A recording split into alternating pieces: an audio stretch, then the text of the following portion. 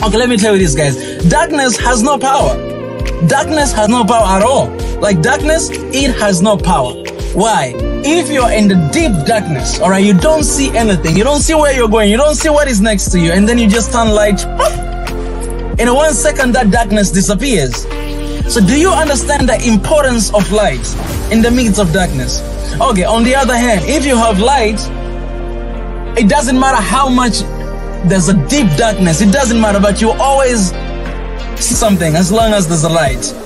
This is to tell you that, guys, in the midst of darkness, there's these bright moments that happen, and our job is to focus on that. Sometimes, there'll be a time we'll talk about the issues and everything and the struggles that are happening and how can we get over this. And there'll be a time that we channel our energy and we channel our hearts to something good that is happening.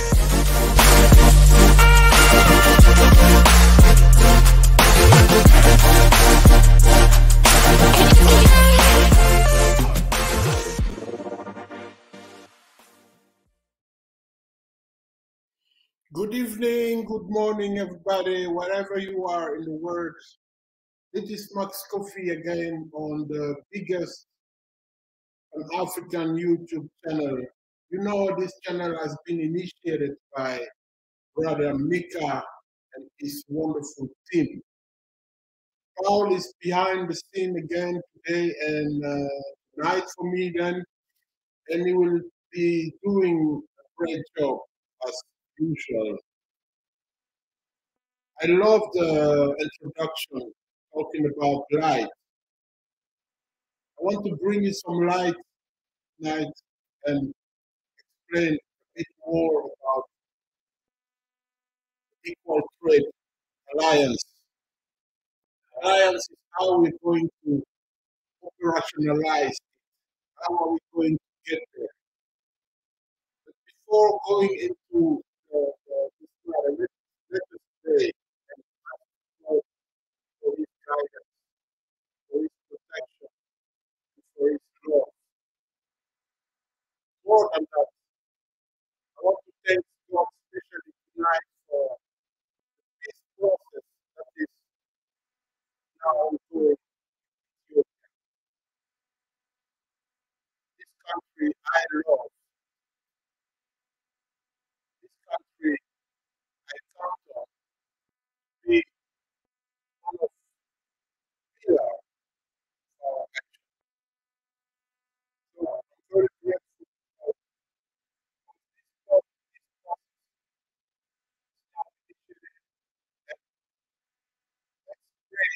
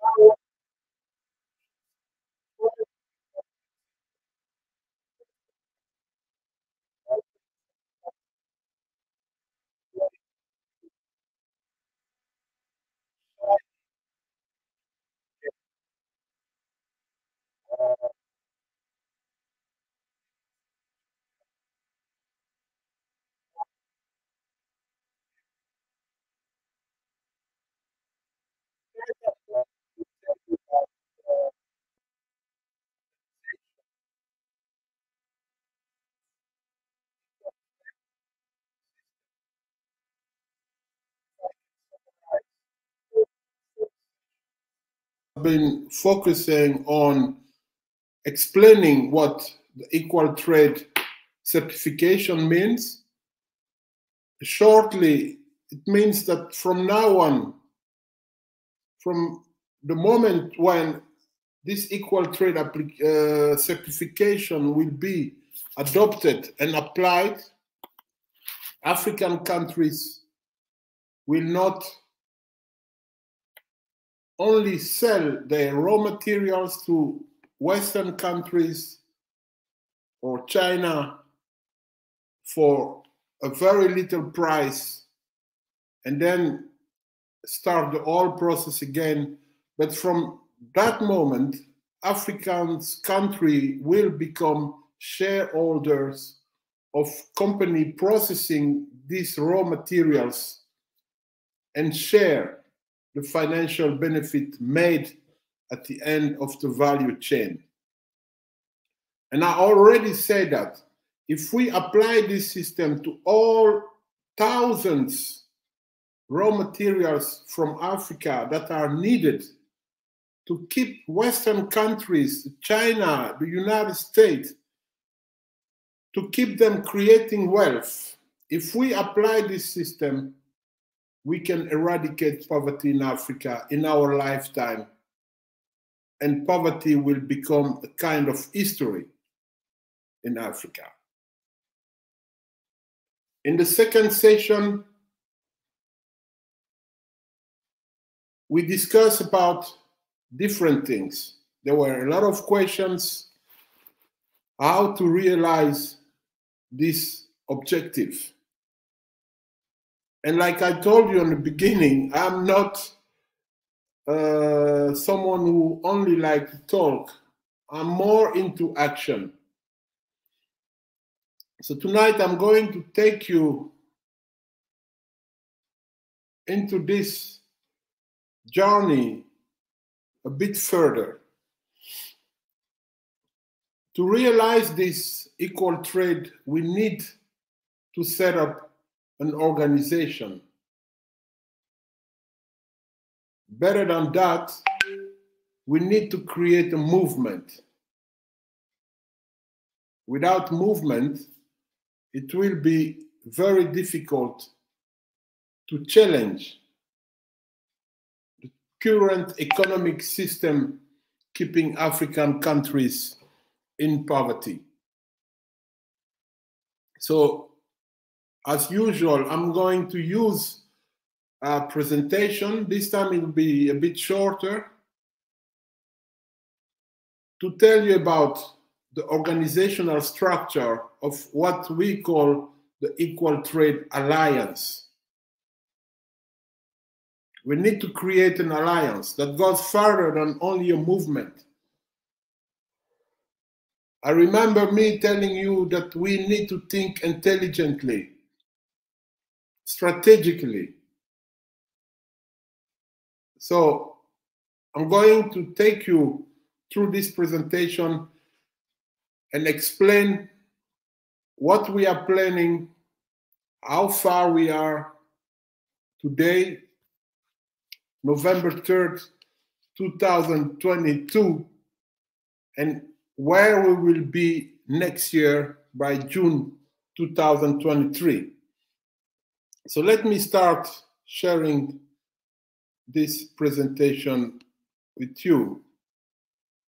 Of course, you can ask questions, you can send them, and I told you Paul is behind the scene doing his great job as usual, and it will be good to have a kind of interaction during the show, during my presentation. If you have any question, just put it in the chat and then in the comment section, and then I will answer, and then we can move forward.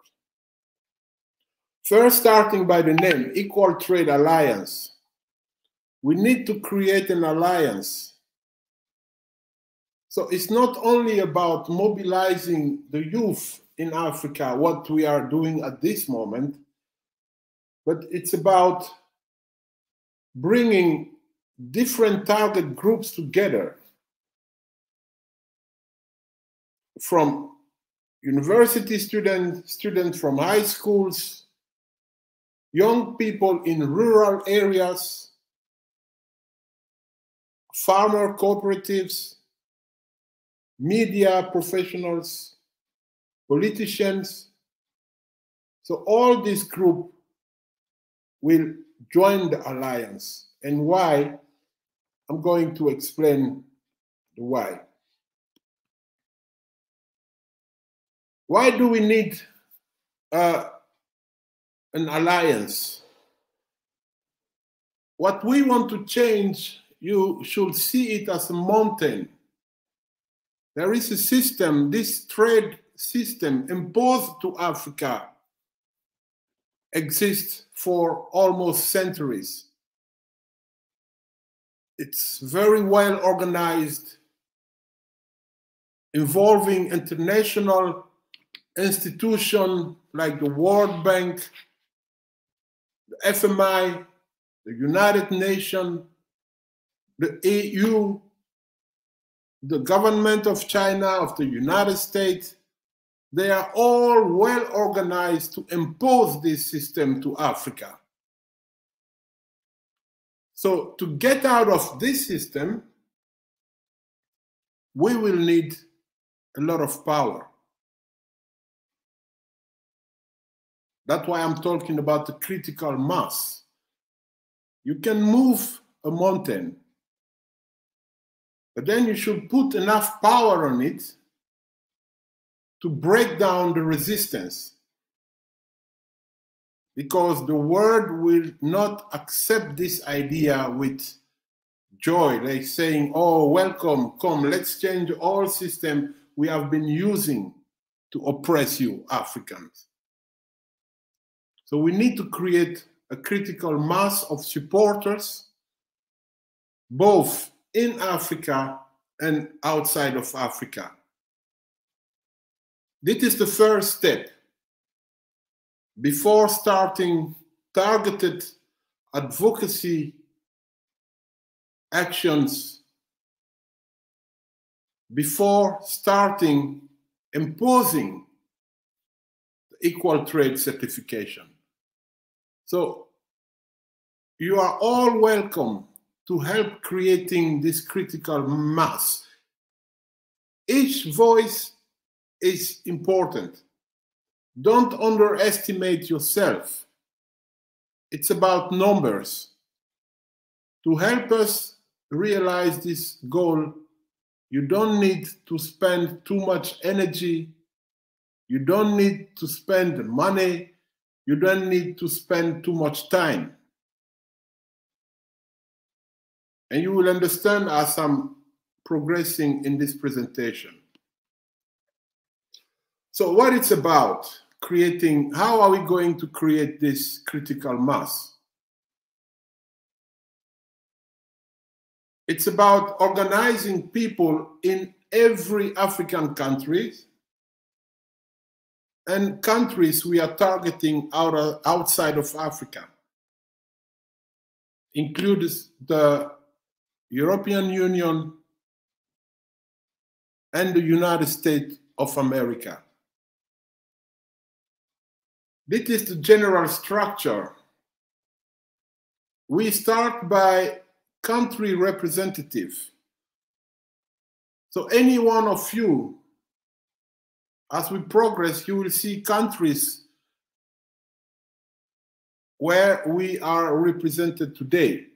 So if you feel like joining the movement, you just can apply for it and you will be joining one of the teams. If you don't see your country on the list, you can apply and start and become a country representative. The country representatives are the one initiating the movement in each country. So we need a small group. We don't need 100 people to start the movement, the alliance. We need 4, 5, 6 people maximum to come together and decide to become country representatives. From that moment, they will start recruiting the operational team that will come and join them to implement the action plan. And we need to keep this in a uniformized way. So in each country will have the same assignments. The second circle you see, it's the operational team. The operational team is there to implement the action plan.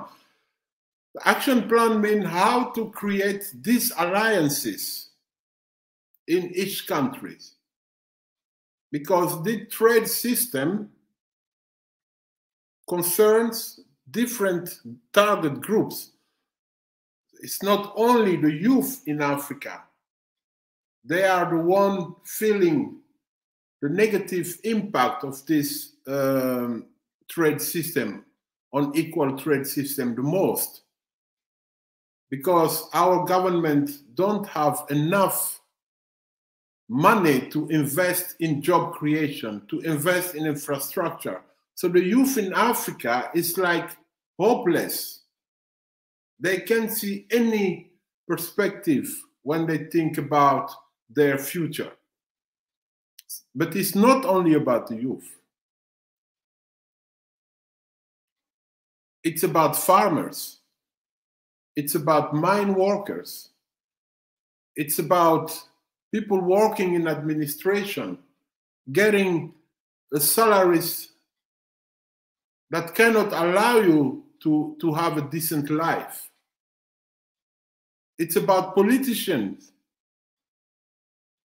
who cannot have this power at world level because their population are not strong enough. So the operational team will be responsible for creating awareness. They will be responsible to organize this advocacy and to create the alliances. The last circle around this are the members. So you can become members of the alliance. We will need your voice anytime we start a targeted advocacy campaign. So imagine we take Ethiopia, because I open with Ethiopia. If we start advocating to apply equal trade certification to raw material as coffee coming from Ethiopia, we will need millions of people signing the petition we are going to use during our advocacy, targeting, for example, European Parliament, targeting European multinationals that are processing those raw materials from Ethiopia, in this case, coffee. That is something important because I told you also during the second session that the idea of processing African raw materials in Africa is not realistic at this moment, because we need to create then, we will need to create industries that are able to provide product to the whole world and not only to Africa. We don't have the capital for it. We don't have the industry for it. We don't have the infrastructure for it. And most of our people that could function in those kind of industry are outside of Africa. That's what we call the brain drain. You know about it. So processing part of the coffee in Ethiopia is fine. Processing a part of the coffee in Uganda is also fine. Creating processing units in different countries for the local market is very important. But where we are losing the most money is in this trade system with the Western countries and with China. This is where we should focus on and get part of that money back to Africa. That's why we need members. So the operational team, different operational teams in all African countries will be responsible for this mobilization. How are we going to do it? So once the country representatives are there, they recruit people for the operational team. The operational team will be structured in this way. In the middle, you see the management team. people that will be responsible for all activities, and around them you see departments. The first one is the research department, because we want to use academic data while we are advocating. So let me take again the example of the coffee from Ethiopia. We need to set up a tracking system of African raw materials. So concerning research, that is what I call the Equal Trade Academic Alliance.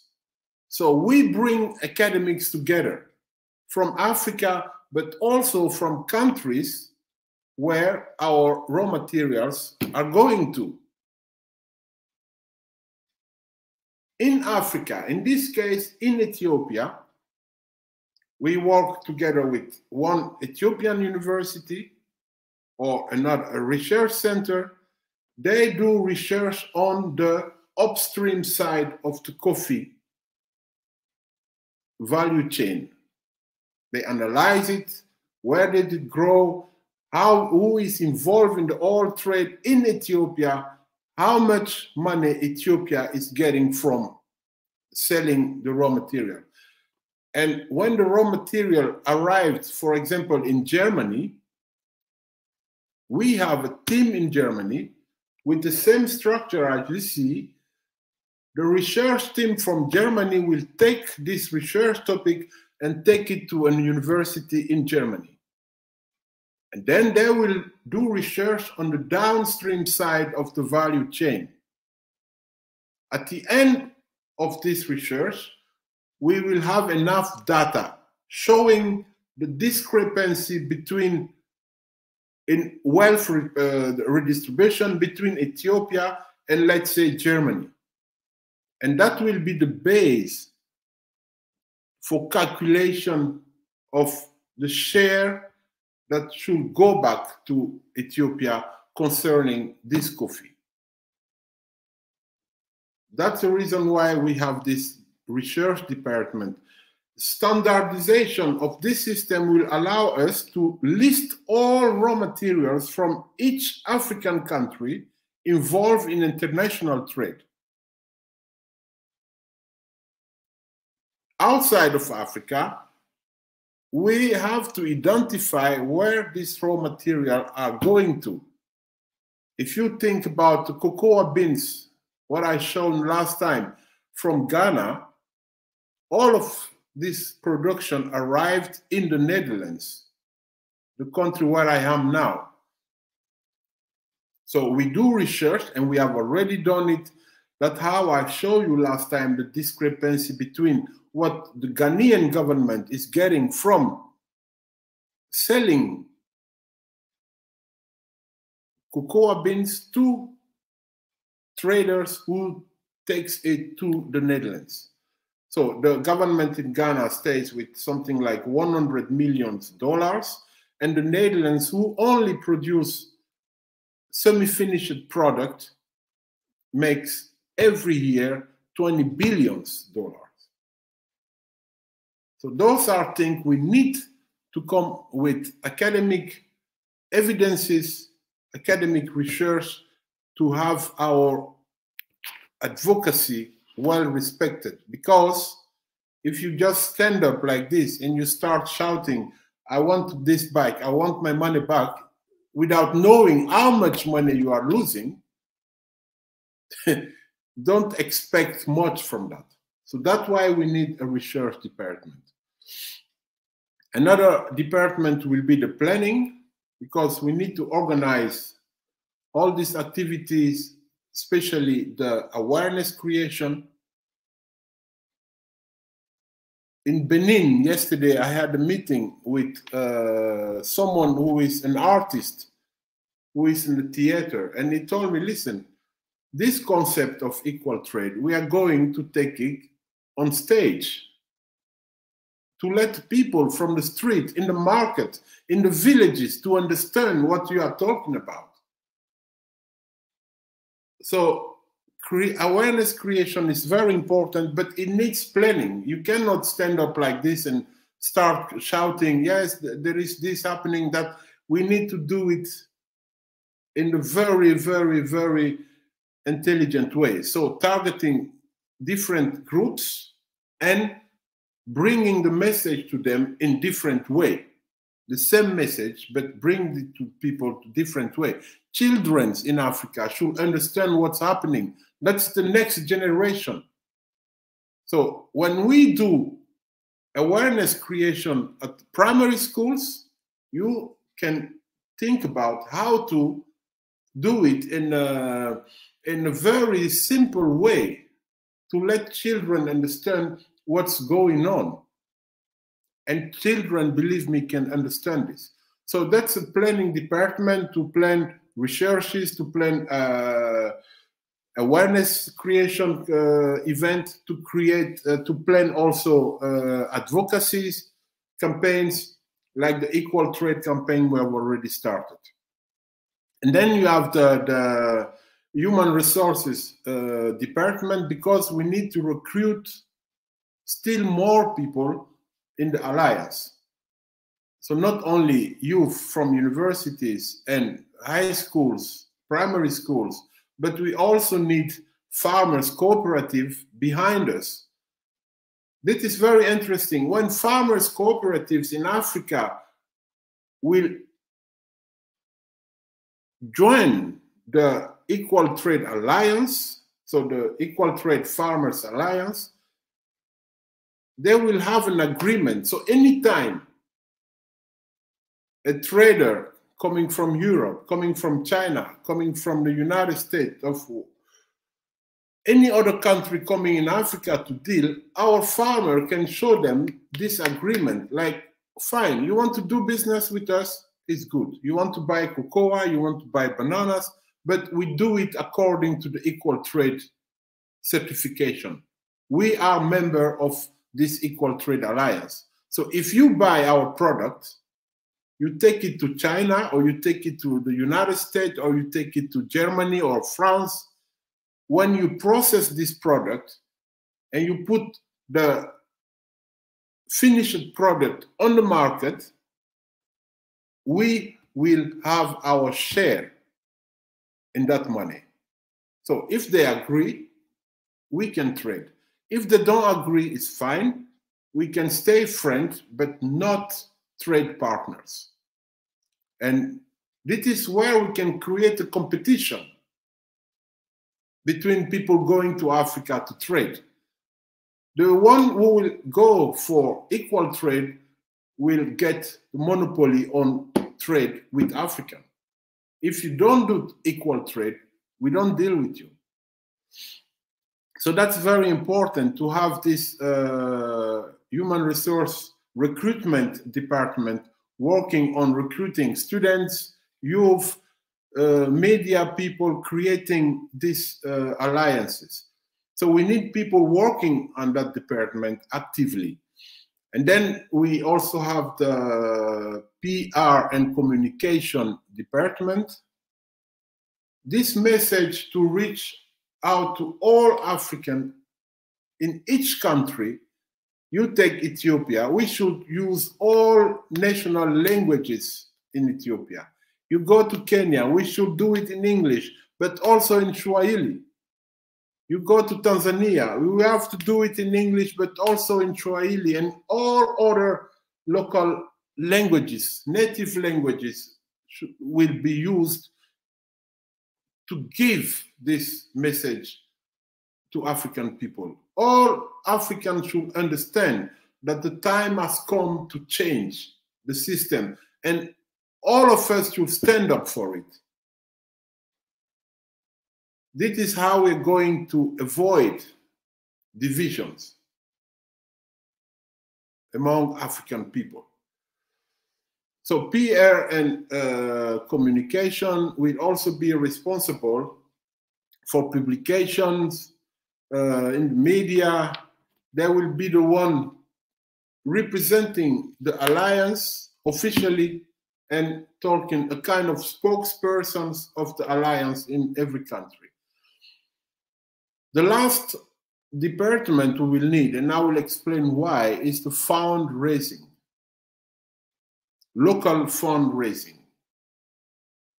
Because you have costs. If we have teams, people working for this movement, they will have to travel, they will have to eat when they travel, they will have to sleep where they go, they will need accommodation, transportation. And to motivate people, at this moment we are working a lot with students, but we are already getting professional in the groups. But even those professionals need financial support, like cost recovering. So when they travel, we need to ensure. So we need a team, a department doing fundraising. So you can think about different things, like having alliances with artists in a country. When they have performances, they give a percentage to the movement. We can approach corporate social responsibility department of all big companies in African countries. They should contribute to this effort. We will approach companies that are working on export-oriented companies, because they will be the first beneficiary of this system. So this is the department of fundraising. We need to create the funding from Africa, because nobody from Western countries, maybe the diaspora, nobody will support us in doing this. We need to generate the money locally. So this is the structure we have in mind. We are working on setting up these different teams: the research, planning, recruitment, PR and communication, and fundraising. And in the middle, managing the whole thing, you have few people doing that.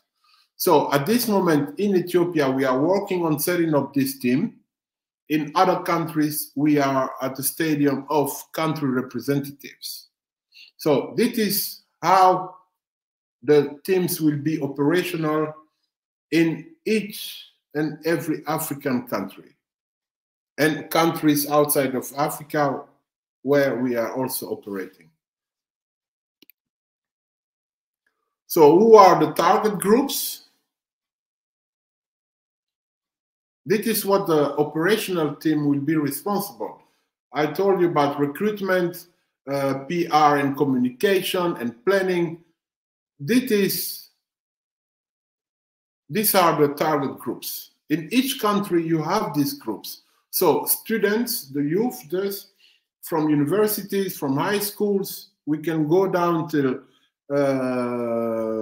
primary schools, but not only young people studying, but it can be any young in Africa that will be approached and will hear this story of equal trade.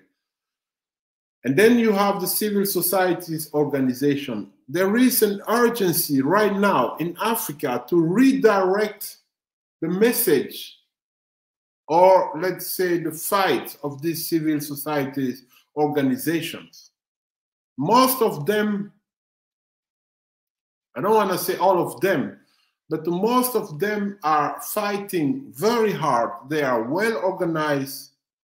But in my point of view, the real fight we should stand up for, the focus we should have, is to eradicate poverty in Africa by demanding getting our share back to Africa. If you are a civil society fighting for human rights, you are a civil society fighting for political stability, you are a civil society fighting for or against child labor, what you should understand is that all those challenges are just symptoms from poverty. So we should come together and take the time to focus on eradicating poverty from Africa. And we should do it together. There are a lot of civil societies organizations in Africa, well organized, with a huge number of supporters, of members.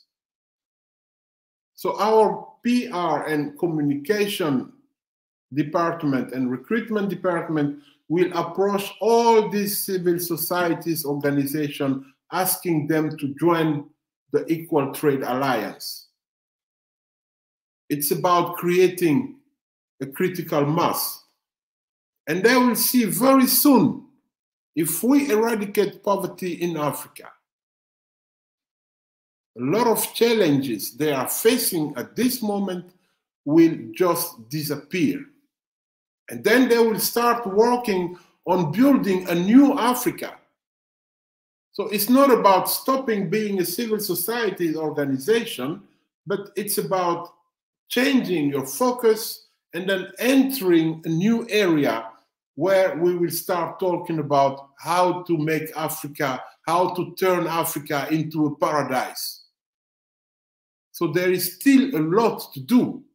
And these organizations have already the ability to organize themselves, to mobilize people. But I advise them from now on to focus on using those skills in the most important mission we should have at this moment in Africa, eradicating poverty. You can be a civil society organization fighting for democracy, but believe me, from democracy, you're not gonna eat. From democracy, you will not turn Africa into a power in this world. But by eradicating poverty, by bringing the relationship at an equal level, like I said last time, we can definitely and finally become who we are as African. Parliament members, some politicians, they should become spokesperson of this concept of equal trade. And that will happen anyhow. When these politicians will see that the critical mass created around the concept, all we will ask them is to speak out and tell our trade partners that the time has come to change the system. So we will approach them also, create awareness, because a lot of them are not aware of the discrepancy in welfare distribution between Africa and our so-called trade partners. And then we have another target group, which is the youth, which are the youth organizations. Again, you have different organizations in Africa, youth organization trying to for climate, for justice, for against this, against that. It's all good. And they also have these skills. They have built up these skills to organize, to mobilize. They should join this movement. This is the only way to become free. In poverty, we will never be free in Africa because poverty makes us weak. And when you are weak in this world, believe me, you can get nowhere. You can have all kinds of aspirations, but you won't get there. So eradicating poverty from Africa should become a priority number one for all these organizations. And we are doing already the basic work. So all they need to do is to join us and put our efforts together. You also have women organizations, it's the same story. Farmers cooperatives, I already told about it. Strategically, these are very, very important because they will be like the one that can change the system directly. If they join the movement, they will just have to show an agreement to any trader coming to them, telling them, I want to buy the shea nuts from Burkina Faso. You tell him, fine, you want to buy it? This is how we want to do it. You buy it, you process it, and we share the money. If you don't want that, you are from France. Okay, we wait until the Chinese come. If the Chinese say, I do it, a trader from France won't come inside anymore. Or if he comes back, he will have to do the same. Using the equal trade concept to deal with us. Companies, the ones that are export-oriented, especially, are our target groups because they are exporting products made in Africa. But when you see how much these products are being sold here in Europe or in the United States, there is a huge discrepancy. They can buy something from an African company for €1 and they sell it for 20 euros. That should change. If you sell the product for 20 euros, you should send 10 euro back to the African partners. And then another very important target group are the media. Now I'm talking here alone. But imagine if we can have 55 journalists. This is only one journalist per country. Okay, we take 2 per country. So you're talking about a group of 110 journalists. You take people from different medias. If they join this alliance, they will be the one speaking out. They will be the one promoting the idea and selling the idea to all African. I have a friend in Kenya, and I have another one in Ethiopia also, and another one in Ghana. They are journalists, and they speak almost all languages, local languages. So those kind of people are very important. Our message is very, very, very simple. It's just telling people we want to share the benefit made at the end of the value chain. And any profit made from our products, our raw materials, we want a part of that money back to Africa. So you can tell this in any African language. You can tell this to people in rural areas. They will understand and they will like it because they are the beneficiaries of it. But how to get there? That's where the media can play a very important role. So those are the target groups for this alliance, what we call alliance. So it's not only the youth, but it's about these 8 target groups. Maybe I forgot something, and if you got that idea, just add it on the comment section, and then we'll discuss it.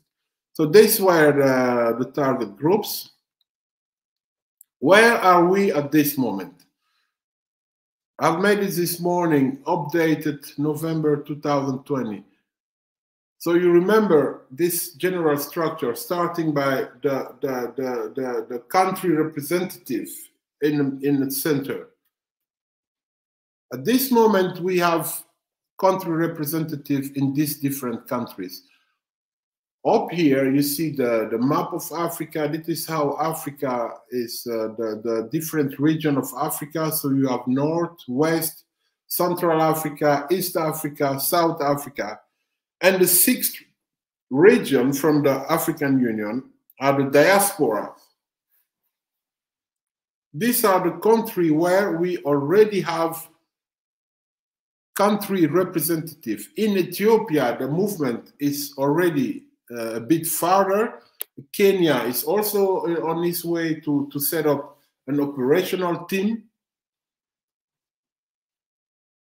This is what we have reached in less than 1 year without any financial support, without any foreign intervention or input.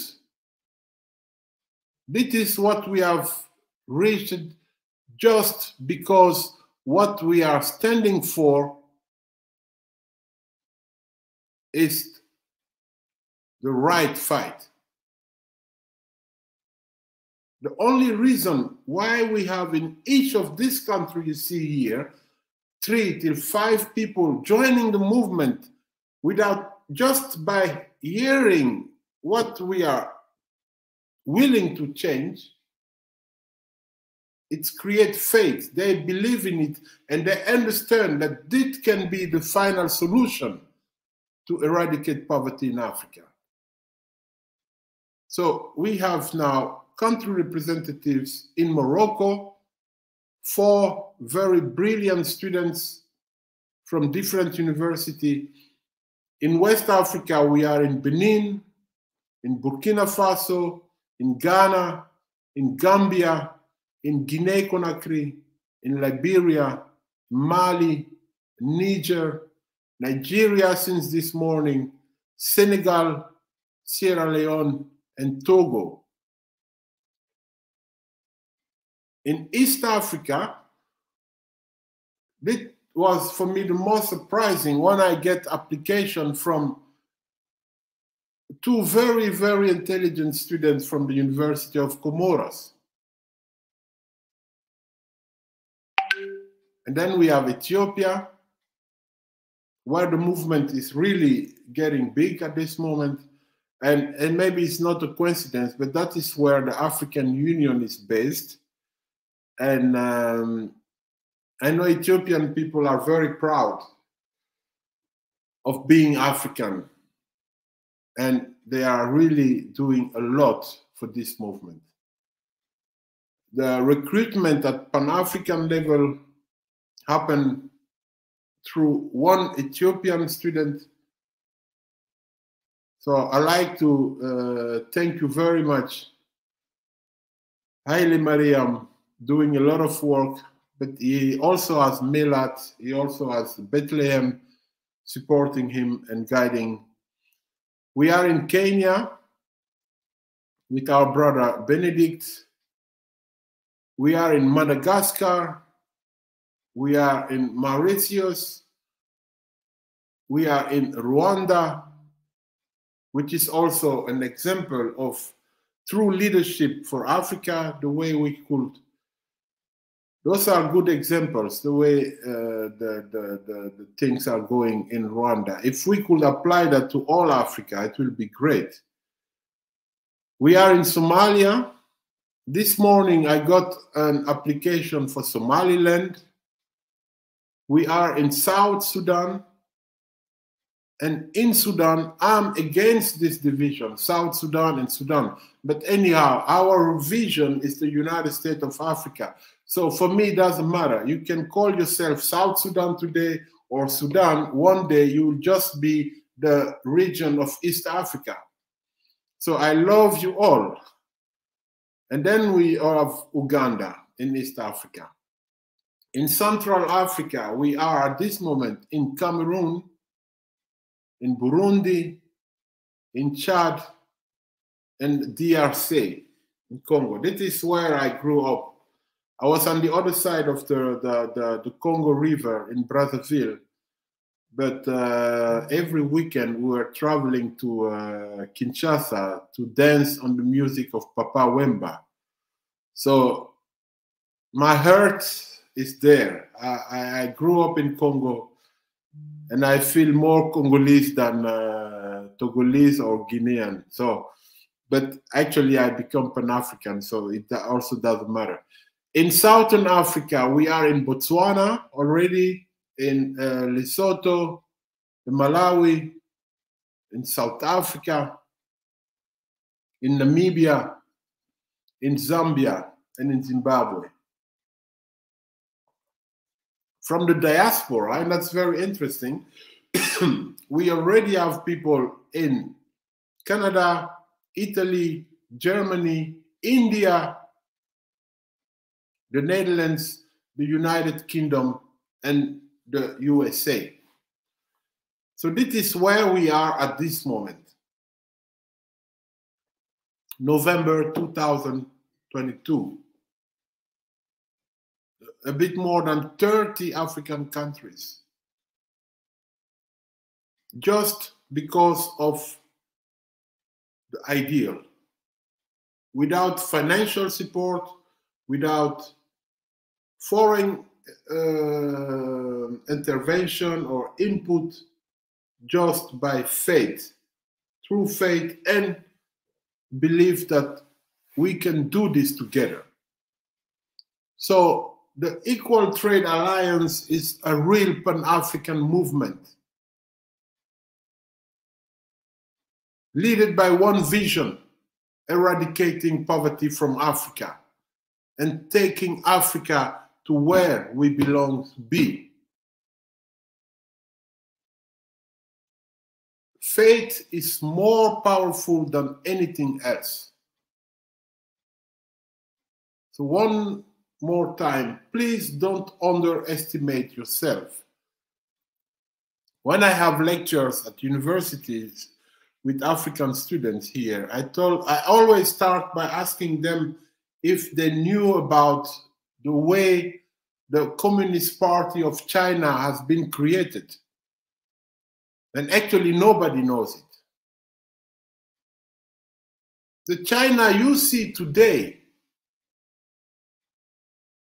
has been created. The Communist Party of China has been created partly by young Chinese who came to France for vocational training. So they were learning carpentry, working with metal. Deng Xiaoping, the one who made China you see today, was working in a factory. They were processing metal. He has never been at the university.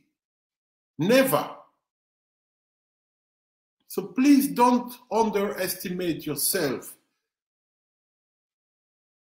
Equal Trade Alliance is a Pan-African movement, a real one, because we are not running out behind an ideal like, oh, Africa should become one. We have a mission. We want to eradicate poverty from Africa and turn African people into the richest people on earth because they deserve it. That's our plan. That's our mission. That's our vision. That's our belief. Nothing else.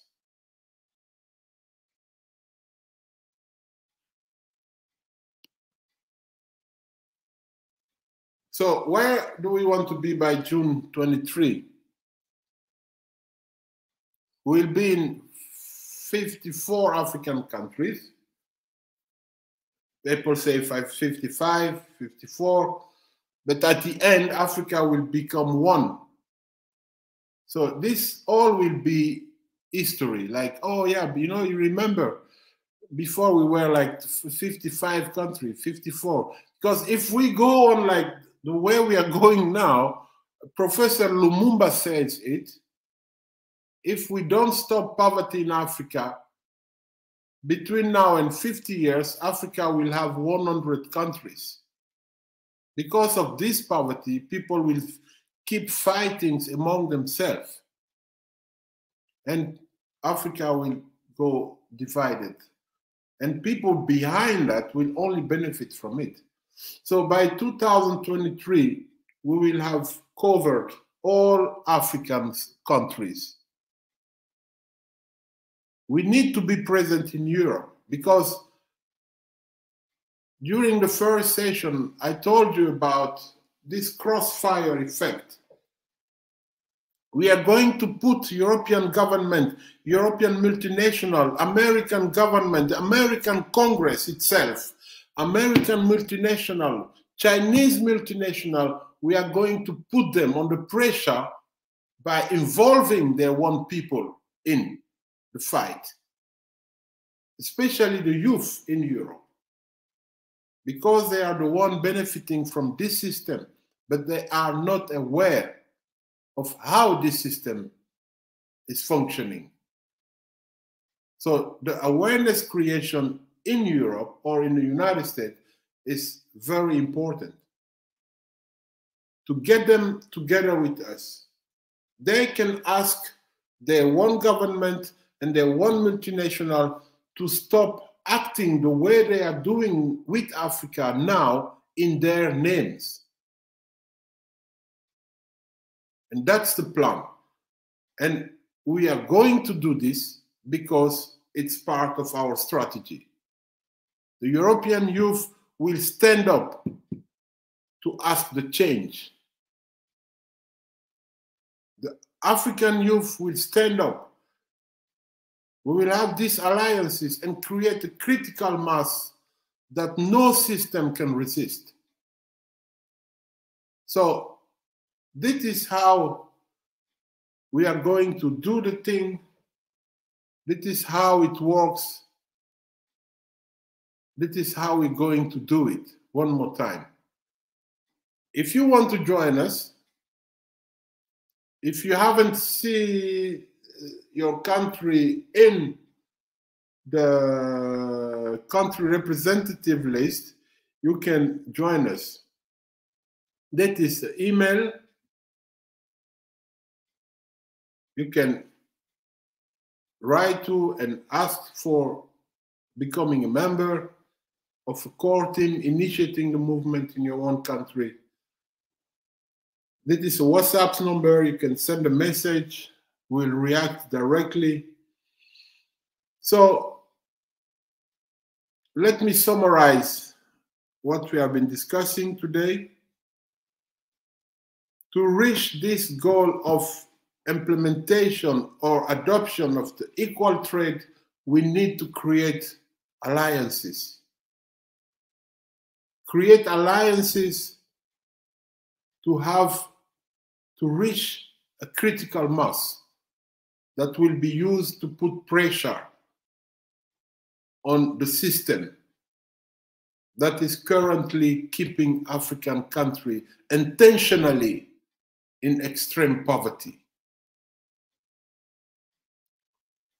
We are doing it by setting up teams in every African country and outside of Africa, starting by country representatives that will create and recruit an operational teams that will also create or recruit members around it. The operational team will be responsible for core activities, which are first, awareness creation among all our target groups, research to come with data that will be used for efficient advocacy, and finally, advocacy. At this moment, we are present in more than 30 countries in Africa, and in the diaspora, we are already represented in different countries, but we need more people to join. So you are welcome to the Equal Trade Alliance, and if there are any questions, we can start the discussion. Thank you very much for listening.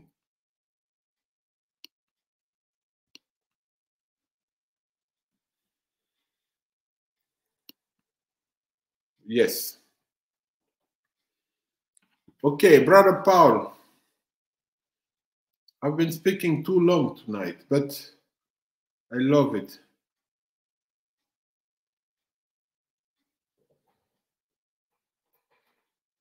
Someone saying we can hear. Okay. I think now it's better.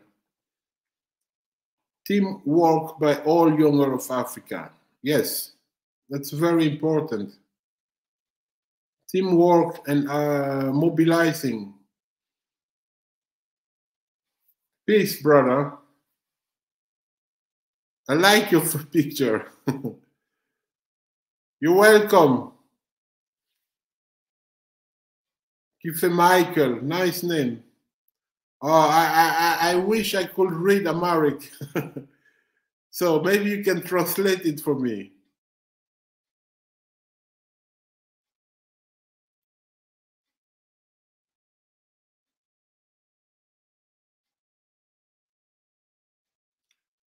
Hey, Chrissy, thank you for your question. We have people together with a Dutch group. We call it the Cocoa Coalition, and we have introduced a motion and a petition to do something on this Cocoa sustainability meeting that was planned to happen in Brussels, because it's all the same stories. You know, our trade partners, they know exactly what's going on, and they know people are not satisfied, people are not happy, and the resistance is starting. And they are very good in anticipating. So they organize this kind of congress, they organize meetings and call it Cocoa sustainability. There is no sustainability without sharing the benefit made at the end of the value chain. This is how we started this campaign, telling them you can talk about fair trade, you can talk about green trade, you can talk about sustainability, but for us Africans, from this moment, we won't listen to it anymore. We want our money back. If you do that, that's the highest level of sustainability. Let's share the benefit made from our raw materials. Then we can talk. But we need more. It was a small action because it's not that difficult. The most important is to change the system radically. Then nobody will come and start talking about the sustainability, because what's happening, in fact, they come with proposal like, okay, we come into Africa and try to have better harvesting system, to have better quality. But if we have our share in the revenue made at the end of the value chain, we could hire experts to do anything we want. But now, knowing that we are getting no money from our raw materials, they take the initiative to come inside Africa, say, oh, now we're coming to help the farmers. We want to teach them how to grow it better, how to take care, and how to consider, to take into consideration sustainability issues. So it's all playing with us. Like I told you last time, Africans are being seen as children when it comes to international trade. We give people gold and we get candies for back. And we are happy. We say, yeah, we have good friends. Chinese, they are good. French, they are. There is no friendship in international trade. And it will never happen. So we just should forget this idea of being friends. And that is about changing the life of African. And we cannot do this without getting share at the end of the value chain from our own raw materials. So thank you, Chrissy, for your remark. I think people are hearing me good because, oh yeah, Paul said I was my voice was too low. I hope it has changed meanwhile.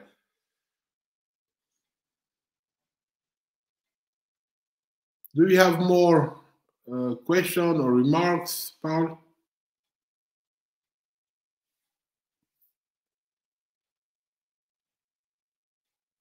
Oh, what is changing now? And by the way, the time zone has changed. Now it's, let me see. That's why we started a bit late. Thank you, Chris. You're welcome. We started a bit late because now the time went back in the Netherlands. It's now 20:40, and we should have started, normally we start at 20 CET, and I got a message from Paul at 7, but I was still busy with preparing the presentation. So I asked him to give me 30 minutes. So sorry for having waited for us.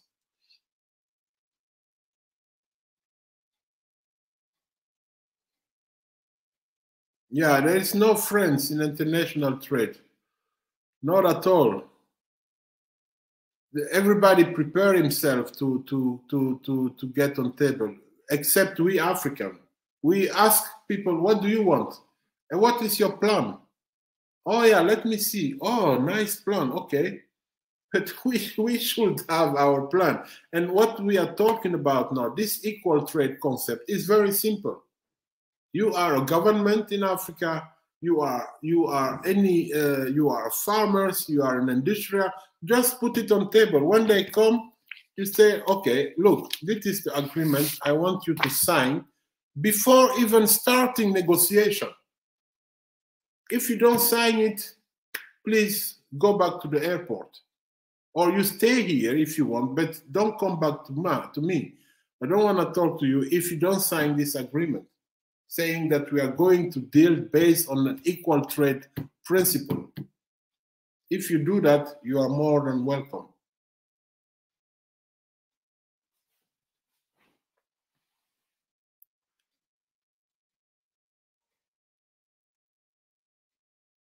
So,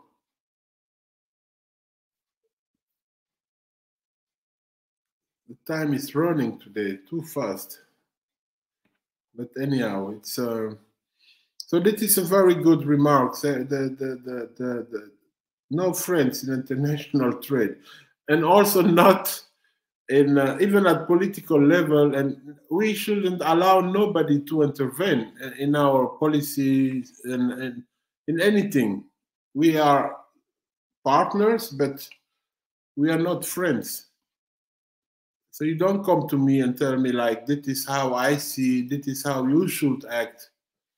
You will never get this opportunity. So the time will change. And that's where or what we are working on. So please, if you want to join the movement, don't hesitate. This will be put online tomorrow. And then you can... you have the WhatsApp number and the email to communicate with us. Paul, I suggest if there are not any comment anymore or questions, I suggest us to close the meeting. It's getting late now for you guys. And I wish we could continue next week again or the week after. I think next week I will be in another country, depending on how the Wi-Fi will be there. We will announce the show. Otherwise, the week after that, I will be back in the Netherlands, so the show will continue. So let's pray to close the meeting, and thanks God for His blessing and the opportunity to use this wonderful channel and reach out to all Africa and the diaspora all over the world and the real and true friends of Africa. And thanks Him one more time for the peace process that is ongoing in Ethiopia. This peace process has to go on. We need to move from conflict to peace and progress. And to all my brothers and sisters in Ethiopia, I just want to tell you, we all love you. May God bless you all, and we'll see each other again very soon. Thank you very much for this evening.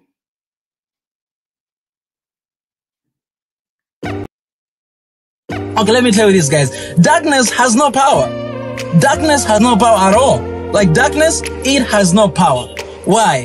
If you're in the deep darkness, all right, you don't see anything. You don't see where you're going. You don't see what is next to you. And then you just turn light. In 1 second, that darkness disappears. So do you understand the importance of light in the midst of darkness? Okay, on the other hand, if you have light, it doesn't matter how much there's a deep darkness, it doesn't matter, but you always see something as long as there's a light. This is to tell you that, guys, in the midst of darkness, there's these bright moments that happen, and our job is to focus on that. Sometimes, there'll be a time we'll talk about the issues and everything and the struggles that are happening and how can we get over this, and there'll be a time that we channel our energy and we channel our hearts to something good that is happening.